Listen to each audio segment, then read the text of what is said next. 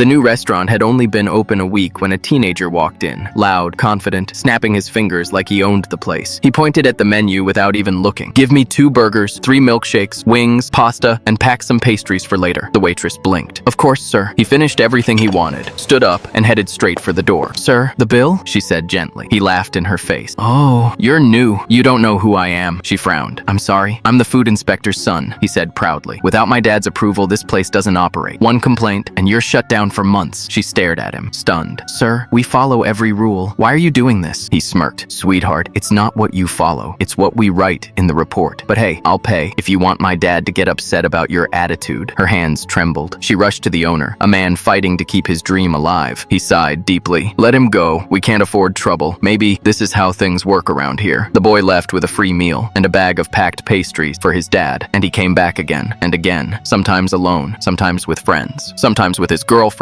ordering half the menu, walking out without paying a cent. Every week, the staff swallowed their pride. Every week, he walked out laughing. Until one morning, the real food inspector walked through the door. "Routine check," he said warmly. "Hope everything's going well?" The owner stiffened. "Sir, did your son complain about us?" The inspector froze. "My son? Complain? Why would he complain?" The owner swallowed. "Sir, he comes here every week. He orders everything, takes food to go for you. He said you sent him to inspect us personally." The inspector's face was drained of color. Before he could speak, the waitress whispered urgently, "Sir, your son just walked in with his girlfriend." The inspector took a deep breath. "Serve him normally," he said quietly. "Don't say a word about me being here." The boy ate like royalty, then leaned back in his chair. "Pack the rest. Dad loves your pastries." The waitress forced a smile. "Sir, we hired a new pastry chef. We'd love your feedback on a special dessert." "Fine," he said casually. "Bring one." But it wasn't the waitress who returned. It was his father, holding a cake. The boy's smile vanished.